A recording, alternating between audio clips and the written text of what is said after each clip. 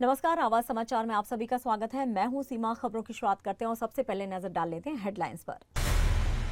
PM Modi का BRICS में बड़ा बयान, आतंकवाद पर सुविधा नहीं सिद्धांत से काम चलेगा। चुनाव आयोग के मतदाता पुनरीक्षण पर इंडिया गठबंधन का विरोध, तेजस्वी ने किया 9 जुलाई के चक्का जाम का ऐलान। बीजेपी सांसद निशिकांत दुबे का दावा, इंदिरा गांधी ने ब्रिटेन के साथ मिलकर किया था स्वर्ण मंदिर पर हमला। भाषा विवाद पर गरमाई महाराष्ट्र की सियासत, निशिकांत, निरहुआ और उद्धव के बयानों से मचा बवाल। मराठी बनाम हिंदी विवाद पर गृह राज्य मंत्री योगेश कदम का कड़ा बयान, मराठी का अपमान नहीं करेंगे बर्दाश्त। नशे में धुत एमएनएस नेता का बेटा महिला से बदसलूकी करता पकड़ा गया, अंबोली पुलिस ने किया गिरफ्तार। और मल्लिकार्जुन खड़गे का वार, मोदी सरकार ने छत्तीसगढ़ के लोगों का जीवन किया तबाह। और अब खबरें विस्तार से। पाकिस्तान को एक और करारा झटका ब्रिक्स मंच से लगा है। ब्राजील के रियो डी जेनेरियो में हुए 17वें ब्रिक्स सम्मेलन में 22 अप्रैल को जम्मू कश्मीर के पहलगाम में हुए आतंकी हमले की कड़ी निंदा की गई। ब्रिक्स के ज्वाइंट स्टेटमेंट में पहली बार आतंकियों के आका देशों को न्याय के कटघरे में लाने की मांग खुलकर की गई है। क्वाड के बाद ये दूसरा बड़ा इंटरनेशनल मंच है जिसने इस हमले पर सुर में पाकिस्तान को घेरा है। ब्रिक्स ने साफ कहा है कि आतंकवाद को किसी धर्म या नस्ल से जोड़ना गलत है और जीरो टॉलरेंस की नीति के तहत कार्रवाई जरूरी है। स्टेटमेंट में आतंक की सीमा पार आवाजाही, फंडिंग और पनाहगाहों पर भी चिंता जताई गई है। ब्रिक्स ने दोहरे मापदंडों का विरोध करते हुए कहा है कि आतंकवाद के खिलाफ सिर्फ बयान नहीं, ठोस एक्शन चाहिए। भारत की तरफ से आर्थिक संबंधों के सचिव दम्मू रवि ने कहा है कि सभी देशों ने भारत के साथ एकजुटता जताई और हमले की कड़े शब्दों में निंदा की। पीएम मोदी ने ब्रिक्स समिट में भावुक अपील की। उन्होंने कहा कि पहलगाम हमला भारत की आत्मा पर हमला है और आतंकवाद को लेकर नीति में कोई दोहरापन नहीं होना चाहिए। बिना नाम लिए चीन को घेरते हुए उन्होंने कहा कि आतंक की निंदा सुविधा नहीं, हमारा सिद्धांत होना चाहिए। इंडिया गठबंधन के नेताओं के एकजुट होकर चुनाव आयोग के मतदाता पुनरीक्षण कार्य का विरोध किया है। राजद कार्यालय में प्रेस कॉन्फ्रेंस करते हुए नेता प्रतिपक्ष तेजस्वी यादव ने कहा है कि 9 जुलाई को पूरे बिहार में विशेष गहन मतदाता पुनरीक्षण कार्यक्रम 2025 के विरोध में प्रदर्शन किया जाएगा। उन्होंने कहा है कि लोकतंत्र पर हमला है और चुनाव आयोग जैसी संवैधानिक संस्था का दुरुपयोग हो रहा है। गरीब मतदाताओं के साथ अन्याय हो रहा है और इसका विरोध करने के लिए पूरे बिहार में चक्का जाम किया जाएगा। तेजस्वी यादव ने कहा है कि चुनाव आयोग पूरी तरह कंफ्यूज है और अलग अलग बात कर रहे हैं। निर्वाचन आयोग ने बताया कि प्रत्येक बीएलओ के साथ 4 स्वयंसेवक लगाए गए हैं, लेकिन ये स्पष्ट नहीं है कि ये वॉलंटियर्स कौन हैं और इनके चयन का मापदंड क्या है। तेजस्वी यादव ने ये भी कहा है कि बीएलओ का काम कर रहे शिक्षक परेशान हो चुके हैं और उन्हें लगातार फोन किया जा रहा है। स्कूल में पढ़ाने वाले शिक्षकों को लोगों के घर घर भेजकर मतदाता पुनरीक्षण का काम करवाया जा रहा है, जो कि गलत है। तेजस्वी यादव ने कहा है कि राहुल गांधी भी इसके विरोध में शामिल होंगे और पूरे मजबूती के साथ इस काम को पूरा करेंगे। आप जो है एक तरफ बिहार में जो फॉर्म बांट रहे हैं उसमें आधार, जॉब कार्ड, राशन कार्ड हटा दिए, लेकिन अपने गाइडलाइन में से नहीं हटाए। ये तो बड़ा चुनाव आयोग कंफ्यूज है, क्या करना चाह रहा है भाई चुनाव आयोग? आधार कार्ड को क्यों हटाया गया, हमारा ये सवाल है। यदि जनप्रतिनिधित्व अधिनियम अथवा संविधान में ऐसा कोई स्पष्ट प्रावधान है तो 11 दस्तावेजों की सूची किस प्रक्रिया से तय हुई है? बीजेपी सांसद निशिकांत दुबे ने 1984 के स्वर्ण मंदिर हमले को लेकर सनसनीखेज दावा किया है। उन्होंने कहा है कि तत्कालीन प्रधानमंत्री इंदिरा गांधी ने ब्रिटेन के साथ मिलकर स्वर्ण मंदिर पर हमला किया था। दुबे ने कांग्रेस पर हमला बोलते हुए कहा है कि कांग्रेस के लिए सिख समुदाय सिर्फ खिलौना है। उन्होंने कहा कि सिखों के कत्लेआम को छुपाने के लिए 2004 में मनमोहन सिंह को कठपुतली प्रधानमंत्री बनाया गया। निशिकांत दुबे ने अपने दावे को पुख्ता करने के लिए गृह सचिव की एक कथित रिपोर्ट का हवाला दिया है। निशिकांत दुबे ने अपने सोशल मीडिया हैंडल पर पोस्ट में लिखा है कि 1984 में स्वर्ण मंदिर पर हमला ब्रिटेन के साथ मिलकर किया गया था। उन्होंने दावा किया कि ब्रिटेन सेना के अधिकारी अमृतसर में मौजूद थे। कांग्रेस ने सिख समुदाय के साथ हमेशा खिलवाड़ किया है। उन्होंने कहा कि 1960 में करतारपुर साहिब पाकिस्तान को देने का समझौता सरदार स्वर्ण सिंह ने किया था। निशिकांत दुबे ने अपने दावे के समर्थन में एक पत्र की प्रति भी शेयर की है, जिसमें कहा गया है कि विदेश सचिव ने इस अनुरोध पर सहमति दी और ब्रिटिश प्रधानमंत्री की मंजूरी से एक श्रोमणी अकाली दल के अधिकारी ने भारत का दौरा किया। महाराष्ट्र में हिंदी और मराठी भाषा को लेकर सियासत का पारा लगातार चढ़ता जा रहा है। अब इस विवाद में बीजेपी के कई बड़े नेताओं ने तल्ख बयानबाजी की है, तो शिवसेना यूवीटी के नेता उद्धव ठाकरे और आदित्य ठाकरे ने पलटवार किया है। बीजेपी सांसद निशिकांत दुबे ने सोशल मीडिया एक्स पर तीखा हमला बोलते हुए लिखा है कि मुंबई में हिंदी भाषियों को मारने वालों में अगर हिम्मत है तो उर्दू भाषियों पर वार करके दिखाओ। अपने घर में तो कुत्ता भी शेर होता है। वहीं बीजेपी सांसद और भोजपुरी स्टार दिनेश लाल निरहुआ ने उद्धव और राज ठाकरे को खुली चुनौती देते हुए कहा है कि मैं मराठी नहीं बोलता, हिम्मत है तो मुझे महाराष्ट्र से निकाल कर दिखाओ। मुख्यमंत्री देवेंद्र फडणवीस ने उद्धव राज की रैली को रुदाली करार दिया, तो वहीं बीजेपी मुंबई अध्यक्ष आशीष शेलार ने मनसे कार्यकर्ताओं की हिंसा की तुलना पहलगाम हमले से कर दी है। अब इन बयानों पर विपक्षी गठबंधन महाविकास अघाड़ी और शिवसेना यूवीटी ने पलटवार किया है।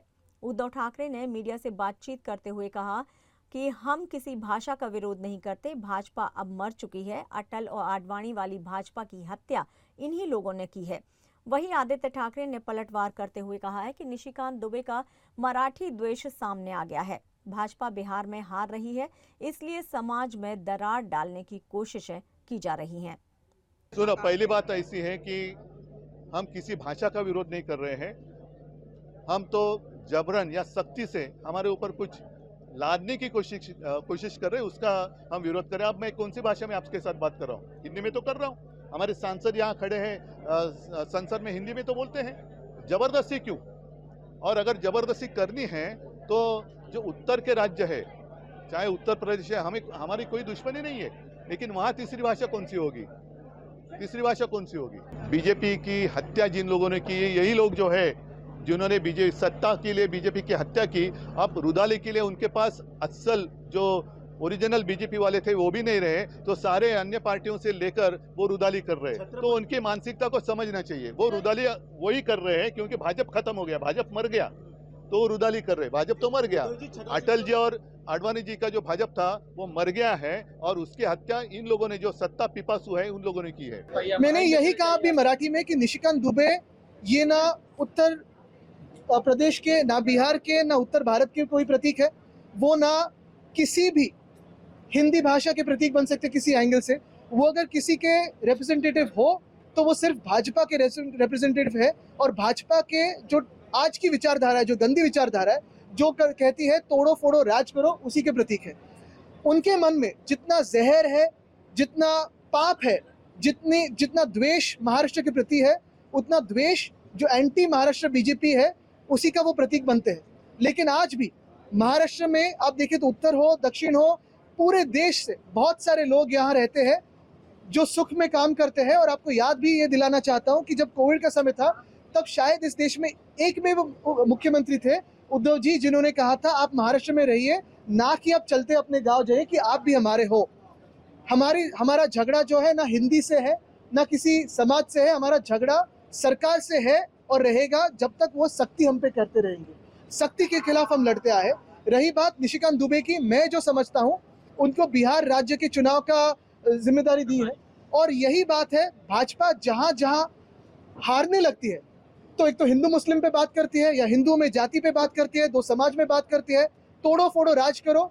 मैं सारे अपने कार्यकर्ताओं से, सारे महाराष्ट्र से कहूंगा, गुस्सा हमें भी आया है, घृणा इस बात से हमें भी है जिसे उन्होंने बयान किया है, लेकिन ये बयान बहुत सोच समझ के किया है। राजनीतिक बयान है, ये सामाजिक बयान नहीं है। भाषा के नाम पर अब सियासत में तल्खी अपने चरम पर है। सवाल है कि क्या इस विवाद की आग में कोई समाधान निकलेगा या और धधकती जाएगी आग। महाराष्ट्र में भाषा विवाद के बीच मनसे के नेता के बेटे की शर्मनाक हरकत सामने आई है। सोशल मीडिया पर एक वीडियो वायरल हो रहा है जिसमें एक युवक अर्धनंग हालत में नशे में चूर होकर एक मराठी बोलने वाली महिला से गाली गलौज करता दिखाई दे रहा है। वीडियो में नजर आ रहा शख्स खुद को एमएनएस के राज्य उपाध्यक्ष जावेद शेख का बेटा राहिल शेख बता रहा है। ये घटना मुंबई के अंधेरी पश्चिम की बीरा देसाई रोड की है, जहां महिला की कार से मामूली टक्कर के बाद युवक ने जमकर हंगामा किया। इस पूरे घटनाक्रम का वीडियो सामने आते ही राजनीतिक हलकों में बवाल मच गया है। शिवसेना नेता संजय निरुपम ने वीडियो शेयर करते हुए कहा कि मराठी गौरव की बात करने वालों का असली चेहरा सामने है। निरुपम ने मनसे पर सीधा आरोप लगाते हुए सवाल उठाया कि क्या यही वही लोग हैं जो अब मुस्लिमों के दबाव में हिंदुओं को भी निशाना बना रहे हैं। राजश्री मोरे नाम की एक महिला का वीडियो फिलहाल वायरल हुआ है। उस वीडियो में स्पष्ट दिख रहा है कि मनसे के एक नेता का उस बेटे ने इस महिला को न सिर्फ गाली दी, उसकी गाड़ी तोड़ी, उसकी गाड़ी के साथ टक्कर मारी और उसके साथ लगातार बदतमीजी कर रहा है। यह जो लड़का है, ये मनसे के कोई उपाध्यक्ष हैं जावेद शेख, उनका सुपुत्र है। यह राहिल या साहिल नाम का जो लड़का है, यह नशे में धुत है। एक ऐसा मुसलमान है जो शराब पी के घूम रहा है। उसका शराब पी के उसने गाड़ी चलाई और जाकर गाड़ी ठोक दी। और जब इस महिला ने विरोध किया तो इस महिला को गाली दी और उसके बाद बार बार अपने बाप के पोजीशन को फ्रंट कर रहा है। इससे दो बातें स्पष्ट होती हैं कि मनसे वाले मराठी भाषा के नाम पर जिस तरीके से उत्पात मचा रहे हैं, ये दरअसल गुंडागर्दी है। इनको न तो मराठी भाषा से कोई लेना देना, न मराठी समाज के मान सम्मान से लेना देना। अगर मराठी भाषकों के मान सम्मान से लेना देना होता तो राजश्री मोरे को कोई गाली नहीं देता। कोई मनसे वाला मनसे का कह करके उसको गाली नहीं देता। दूसरी बात, ये जो मनसे के उपाध्यक्ष जावेद शेख के बेटे कह रहे हैं, उनको देख करके हमें समझ में आ रहा है कि बार बार मनसे वाले हिंदुओं पर ही हमले करते हैं। और हमने बार बार सवाल उठाया कि अगर इतनी ताकत है, इतना गट्स है, इतना जोश है तुम में, इतना करेज है या साहस है, तो जरा भिंडी बाजार में जाके किसी मुसलमान को थप्पड़ मार के दिखाओ। उसको बोलो कि तुम उर्दू में बात मत करो, मराठी में बात करो। अब समझ में आ रहा है कि मनसे के जो मुस्लिम नेता हैं, उनके दबाव में आकर के राज ठाकरे के गुंडे हिंदुओं के ऊपर सरेआम हमले कर रहे हैं। वहीं पुलिस ने राहिल को हिरासत में लेकर मेडिकल जांच करवाई है और कार को भी जब्त कर लिया है। अंबोली पुलिस थाने में एफआईआर दर्ज की गई है। मामला अब राजनीतिक और सामाजिक दोनों तरह से बड़ी बहस का मुद्दा बनता दिख रहा है। बात करते हैं कांग्रेस के राष्ट्रीय अध्यक्ष की। कांग्रेस के राष्ट्रीय अध्यक्ष मल्लिकार्जुन खड़गे ने रायपुर के साइंस कॉलेज में आयोजित किसान जवान संविधान सभा को संबोधित किया। उन्होंने केंद्र सरकार पर जमकर हमला बोला। खड़गे ने कहा कि मोदी सरकार ने छत्तीसगढ़ के लोगों के जीवन को तबाह करने का काम किया है। मोदी जी सिर्फ 2 टांग लेकर चल रहे हैं और वो भी दूसरों का। एक टांग नीतीश बाबू और एक टांग टीडीपी की। खड़गे ने कहा कि बीजेपी सरकार ने हमारे छत्तीसगढ़ के जवानों और किसानों को धोखा दिया है क्योंकि वो झूठ बोलते हैं। ये लोग कैसे जीत जाते हैं समझ नहीं आता। बीजेपी के लोग हर जगह मिलकर गरीबों को लूटने का काम कर रहे हैं। खड़गे ने कहा कि ईडी सीबीआई का दुरुपयोग कर हमारे नेताओं को डराने का काम किया गया है। साथ ही उन्होंने केंद्रीय गृह मंत्री अमित शाह के बार बार छत्तीसगढ़ आने पर तंज कसते हुए कहा है कि वो बार बार छत्तीसगढ़ क्यों आते हैं। क्या ये उनका घर या ससुराल है? ये लोग डबल इंजन की बात करते हैं। ये कैसा डबल इंजन है? एक छोटा एक बड़ा, तो गाड़ी कैसे चलेगी? जो गुलामगिरी करते हैं वही लोग ये सब करते हैं। उनको कोई आपके ऊपर प्रेम नहीं है। बातें तो बड़े बोलेंगे। मुर्मू जी को हम प्रेसिडेंट ऑफ इंडिया बनाए, कोविंद को हमने प्रेसिडेंट बनाया। हाँ भाई बनाए, कई के लिए बनाए? हमारी संपत्ति छीनने के लिए बनाए, हमारे जंगल छीनने के लिए बनाए, हमारा जल रोकने के लिए बनाए, हमारी जमीन खींचने के लिए कर रहे। आज अदानी अंबानी जैसे लोग यहाँ आकर कब्जा कर रहे हैं, लाखों झाड़े तोड़ रहे हैं, कट कर रहे हैं। हर चीज आज कम होते होते हमारे आदिवासी भाई और छत्तीसगढ़ में रहने वाले सभी लोगों को उनकी जिंदगी को तबाह करने का काम मोदी कर रहे हैं। और शाह क्यों आ रहे बार बार? क्या तुम्हारा घर है क्या? क्या तुम्हारा ससुराल है यहाँ? क्या है? बार बार यहाँ आना। और यहाँ के प्राइम मिनिस्टर यहाँ के चीफ मिनिस्टर तो ऐसे हैं, बैठो बोले तो बैठते, उठो बोले तो उठते। जो शाह बोलता है और जो हमारे नरेंद्र मोदी बोलते हैं, उठो, उठ जाता है, बैठो, बैठ जाता है। खबरों में यहाँ लेंगे एक छोटा सा ब्रेक, आप बने रहिए हमारे साथ।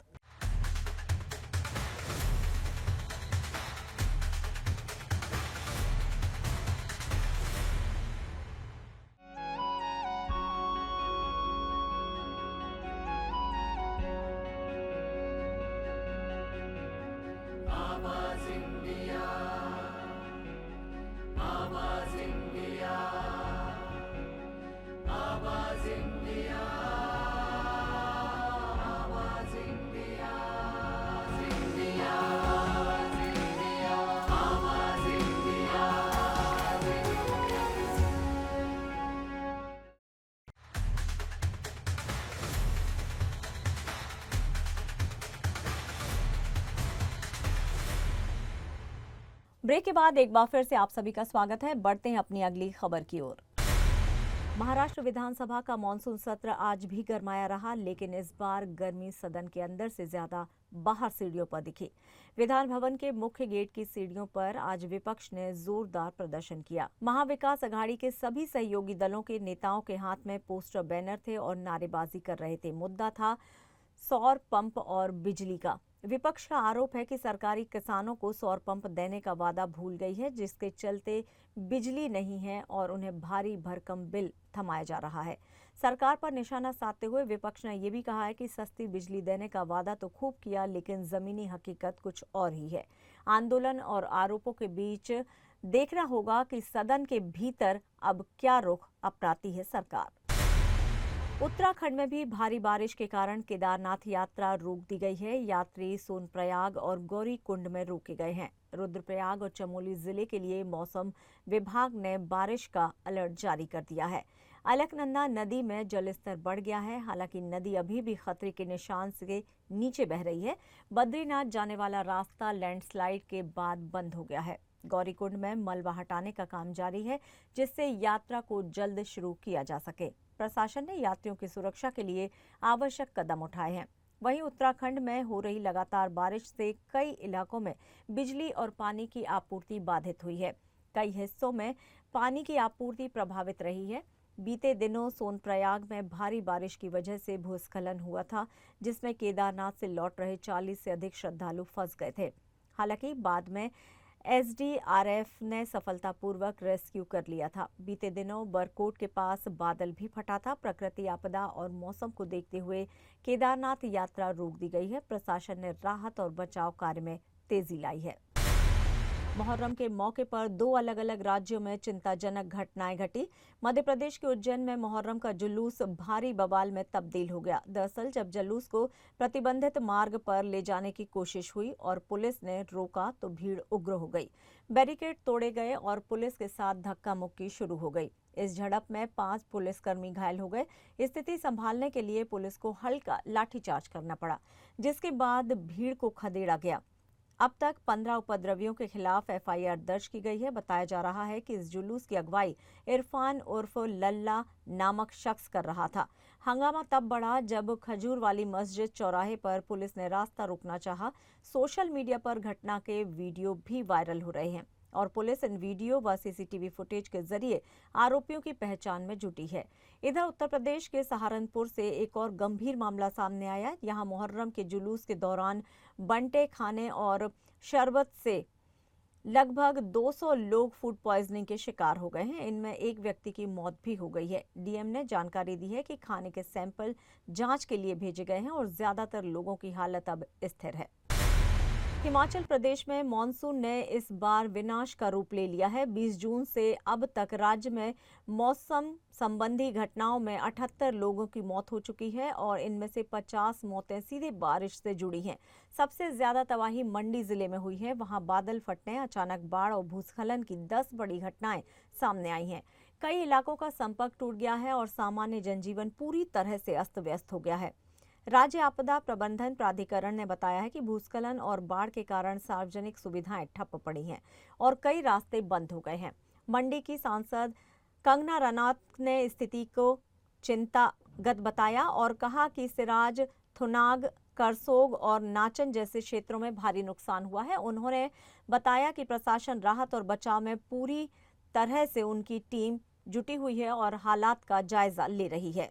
हिमाचल में फिलहाल रुक रुक कर बारिश जारी है और पहाड़ों से लेकर घाटियों तक दहशत का माहौल है। सरकार ने लोगों से सतर्क रहने और जरूरी होने पर ही यात्रा करने की अपील की है।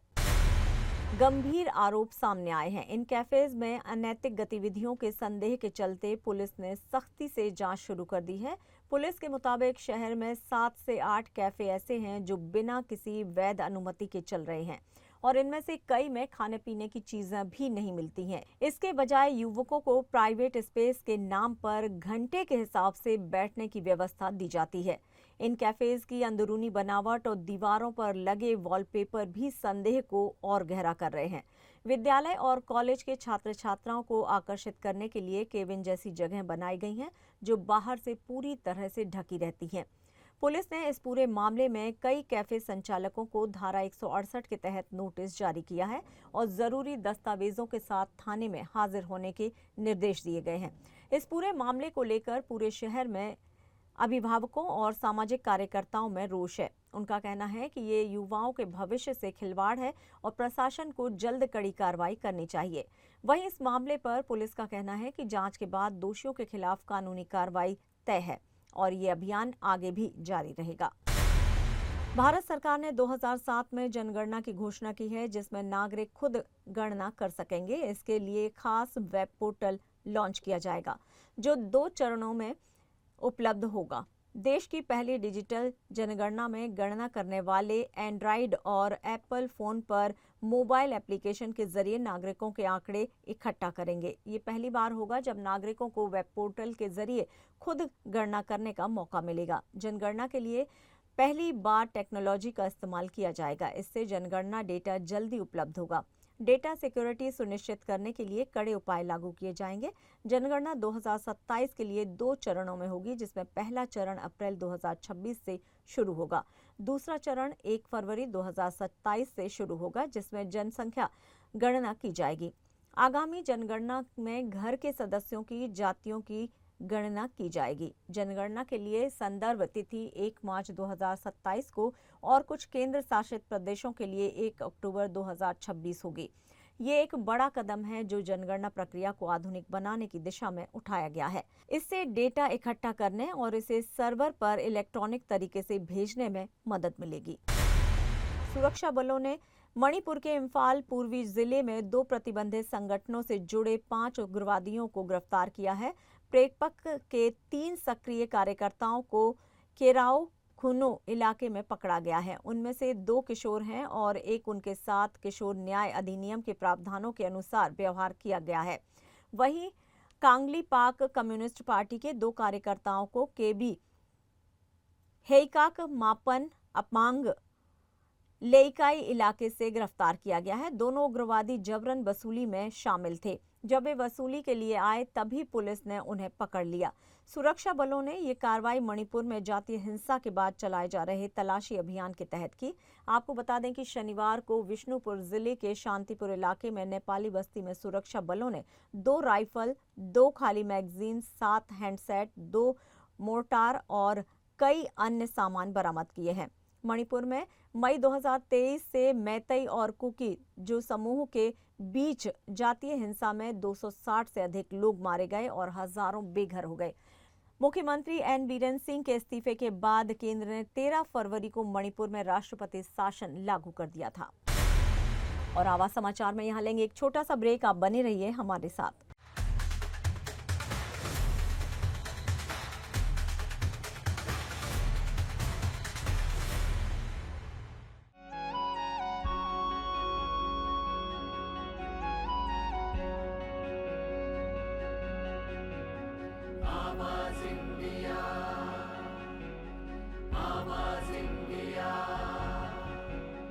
आवाज इंडिया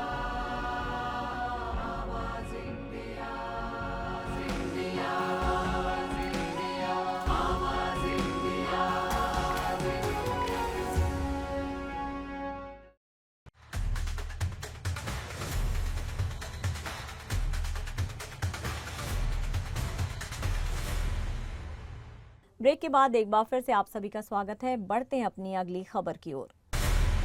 बर्मिंघम के एजवेस्टन में भारतीय टेस्ट टीम ने 58 साल का सूखा खत्म कर दिया है। शुभमन गिल की कप्तानी में भारत ने इंग्लैंड को 366 रन से हराकर इतिहास रच दिया। एजवेस्टन में ये भारत की पहली टेस्ट जीत है। इस मैदान पर मंसूर अली खान पटौदी से लेकर धोनी और कोहली तक कोई भी जीत नहीं दिला पाया। कप्तान शुभमन गिल ने पहली पारी में 269 और दूसरी पारी में 161 रन बनाए। गेंदबाजी में सिराज ने पहली पारी में 6 और आकाशदीप ने दूसरी पारी में 6 विकेट चटकाए। भारत ने पहली पारी में 587 रन बनाए और इंग्लैंड को 407 पर समेटा। दूसरी पारी में भारत ने 427 रन बनाकर पारी घोषित की और इंग्लैंड को 608 रन का लक्ष्य दिया। बेसबॉल रणनीति पूरी तरह फेल रही और भारत ने 5 मैचों की सीरीज 1-1 से बराबर कर ली। शुभमन अब विदेश में टेस्ट जीतने वाले सबसे युवा भारतीय कप्तान बन गए हैं। हाल ही में पहलगाम में आतंकवादियों ने पर्यटकों पर अचानक हमला किया और 26 लोगों की जान ले ली। ऐसे में पर्यटक यहां जाने से पहले सोचते हैं। हालांकि इसी बीच मशहूर फिल्म मेकर इम्तियाज अली ने अपनी मां का जन्मदिन पहलगाम में मनाकर लोगों को एक बड़ा संदेश दिया है। फिल्म मेकर इम्तियाज अली ने अपनी मां का जन्मदिन पहलगाम में मनाया और उसकी तस्वीरें भी और वीडियो भी सोशल मीडिया प्लेटफॉर्म पर शेयर की। तस्वीरों में देखा जा सकता है कि केक काटने के दौरान सभी लोगों ने एक तरह की टी-शर्ट पहनी है। इम्तियाज अली के द्वारा शेयर किए गए वीडियो में दिख रहा है कि एक टेबल पर केक रखा है और साथ में बच्चा बैठा है। इम्तियाज अली की मां केक को काट रही हैं। इम्तियाज अली के परिवार ने मां के साथ कई पोज दिए हैं। सभी लोग काफी खुश हैं। इम्तियाज अली ने लिखा है कि उनकी मां 75 साल की हो गई हैं और उन्हें बहुत सारा प्यार। इम्तियाज अली ने पहलगाम में अपनी मां का जन्मदिन मनाकर लोगों को एक बड़ा संदेश दिया है। यूजर्स ने इम्तियाज अली की मां को जन्मदिन की ढेरों बधाई दी हैं और उनका आभार जताया। दिलीप कुमार को हिंदी सिनेमा के ट्रेजेडी किंग के तौर पर जाना जाता है। लंबे समय तक फिल्म इंडस्ट्री में एक सुपरस्टार के तौर पर राज करने वाले दिलीप कुमार का 7 जुलाई 2021 को निधन हो गया था। ऐसे में आज उनकी चौथी डेथ एनिवर्सरी मनाई जा रही है। इस मौके पर दिलीप कुमार को अपना बड़ा भाई मानने वाले धर्मेंद्र ने अपने ऑफिशियल सोशल मीडिया अकाउंट पर दिलीप कुमार के साथ एक अनसीन फोटो शेयर की है। इस फोटो में वो दिलीप कुमार से हाथ मिलाते हुए नजर आ रहे हैं। उन्होंने अपने पोस्ट में लिखा है कि आज का दिन कितना गमनक और मनहूस है। आज ही के दिन मेरे बहुत प्यारे भाई, आप सभी के चहेते अदाकार, फिल्म इंडस्ट्री के एक नेक और महान इंसान दिलीप साहब हम सभी और इस दुनिया को हमेशा के लिए छोड़कर चले गए थे। ये सदमा बर्दाश्त तो न होगा, सिर्फ तसल्ली दे लेता हूँ कि वो आसपास हैं। आपको बता दें, दिलीप कुमार ने करीब 57 साल तक फिल्म इंडस्ट्री में काम किया और एक से बढ़कर एक फिल्मों के जरिए फैंस का मनोरंजन किया। धर्मेंद्र ने अपने पोस्ट में लिखा है कि ये सदमा बर्दाश्त नहीं किया जा सकता, सिर्फ तसल्ली दे देता हूँ खुद को कि वो आसपास हैं। धर्मेंद्र का ये पोस्ट सोशल मीडिया पर वायरल हो गया। धर्मेंद्र पहले भी कई बार दिलीप साहब को लेकर अपने प्यार और सम्मान का इजहार कर चुके हैं। बॉलीवुड की बेबो यानी कि करीना कपूर ने ग्लोबल फैशन ब्रांड प्राडा को अपने अंदाज में करारा जवाब दिया है। लंदन वेकेशन के दौरान बीच साइड से शेयर की गई एक तस्वीर में करीना ने व्हाइट आउटफिट के साथ सिल्वर कोल्हापुरी चप्पल पहनी और फोटो के कैप्शन में लिखा, सॉरी प्राडा नहीं, मेरी ओरिजिनल कोल्हापुरी। साथ में एक विंक और हंसने वाला इमोजी भी लगाया। करीना की ये पोस्ट ऐसे वक्त आई जब प्राडा पर कल्चर एप्रोप्रिएशन का आरोप लग रहा है। दरअसल एक फैशन शो में ब्रांड ने जो स्लिप ऑन सैंडल पेश किए वो हूबहू भारत की पारंपरिक कोल्हापुरी चप्पलों जैसे थे। कीमत रखी गई करीब $800 यानी कि 65,000 रुपए से ज्यादा। सोशल मीडिया पर लोगों ने इसे भारतीय विरासत की नकल बताया और प्राडा को खूब खरी खोटी सुनाई। ऐसे में करीना की पोस्ट को सिर्फ एक ट्रोल नहीं बल्कि एक स्टाइलिश स्टैंड माना जा रहा है। फैंस ने उनकी तस्वीर पर कमेंट करते हुए इसे देसी गर्ल प्राउड मूवमेंट बताया। वहीं फैशन एक्सपर्ट इसे ग्लोबल लेवल का कल्चर रेसिस्टेंस कह रहे हैं। वर्क फ्रंट की बात करें तो करीना जल्द ही निर्देशक मेघना गुलजार की फिल्म दायरा में पृथ्वीराज सुकुमारन के साथ नजर आएंगी। इससे पहले वो सिंघम अगेन में एक दमदार रोल में दिख चुकी हैं। बॉक्स ऑफिस पर इस हफ्ते जो सबसे ज्यादा चर्चा में है वो है अनुराग बसु की नई फिल्म मेट्रो इन दिनों। 4 जुलाई को रिलीज हुई इस मल्टी स्टारर म्यूजिकल ड्रामा ने 3 दिनों में जबरदस्त कमाई की है। 16.75 करोड़ रुपए जुटा लिए हैं। फिल्म ने शुक्रवार को ओपनिंग डे पर 3.5 करोड़ की कमाई की। शनिवार को ग्रोथ देखने को मिली और बिजनेस 6 करोड़ तक पहुंच गया। रविवार को और शानदार रिस्पांस मिला और फिल्म ने 7.25 करोड़ रुपए का कलेक्शन किया। इस फिल्म में सारा अली खान, आदित्य रॉय कपूर, पंकज त्रिपाठी, नीना गुप्ता, अनुपम खेर, कोंकणा सेन शर्मा, अली फजल और फातिमा सना शेख जैसे बड़े नाम एक साथ नजर आ रहे हैं। मेट्रो इन दिनों असल में 2007 में I hit film life in a metro का सीक्वल है और इस बार भी कहानी आज के शहरों में रिश्तों, प्यार और उलझनों के इर्द गिर्द घूमती है। प्रीतम के संगीत ने इस बार भी फिल्म को एक अलग ऊंचाई दी है। खास बात यह है कि कोंकणा सेन शर्मा इस सीक्वल में भी नजर आ रही हैं। बात करें ऑक्यूपेंसी की तो रविवार को फिल्म ने हिंदी बेल्ट में करीब 40% ऑक्यूपेंसी दर्ज की है। सुबह से शो में जहां 16% दर्शक आए, वहीं शाम और रात के शोज में ऑक्यूपेंसी 57% के पार पहुंच गई। फिल्म को माउथ पब्लिसिटी का फायदा मिल रहा है और अगर यही ट्रेंड बना रहा तो मेट्रो इन दिनों आने वाले दिनों में भी कमाई का मीटर तेज कर सकती है। रणवीर सिंह की मोस्ट अवेटेड फिल्म धुरंधर का फर्स्ट लुक आखिरकार रिलीज हो गया और जैसे ही वीडियो सामने आया, फैंस के बीच जबरदस्त उत्साह देखने को मिला। रणवीर इस फिल्म में दमदार एक्शन और दबंग अवतार में नजर आ रहे हैं, लेकिन महफिल लूट ले गए संजय दत्त। संजय दत्त का लुक सामने आते ही सोशल मीडिया पर बवाल मच गया है। एक्स पर संजय दत्त ट्रेंड कर रहे हैं और लोग उनके किरदार को फिल्म की जान बता रहे हैं। खास बात यह है कि फिल्म में उनका सामना अक्षय खन्ना से होने वाला है, जिसे लेकर दर्शकों में जबरदस्त क्रेज है। रणवीर सिंह जहां फिल्म में लीड रोल में है, वहीं संजय दत्त और अक्षय खन्ना की टक्कर कहानी में जबरदस्त मोड़ लाने वाली है। एक्शन से भरपूर इस फिल्म को डायरेक्ट कर रहे हैं उरी जैसी हिट फिल्म बना चुके आदित्य धर। फिल्म के फर्स्ट लुक को महज 8 घंटे में 68 लाख से ज्यादा बार देखा गया, जो खुद में एक बड़ी बात है। लोग कह रहे हैं कि लंबे वक्त बाद संजय दत्त एक बार फिर से उस अवतार में लौटे हैं जो उन्हें सबसे अलग बनाता है। एक यूजर ने लिखा, वास्तव से लेकर आज तक संजय दत्त ने कभी निराश नहीं किया। फिल्म के लुक को देखकर ये उम्मीद की जा रही है कि धुरंधर रणवीर सिंह की बॉक्स ऑफिस पर वापसी साबित हो सकती है। अब सबकी नजरें फिल्म के ट्रेलर पर हैं और आने वाले हफ्तों में रिलीज हो सकता है। फिल्म 5 दिसंबर को सिनेमाघरों में दस्तक देगी और अभी से ये साल की सबसे बड़ी एक्शन फिल्म मानी जा रही है। और फिलहाल आवाज समाचार में इतना ही। आप देखते रहिए आवाज इंडिया। नमस्कार।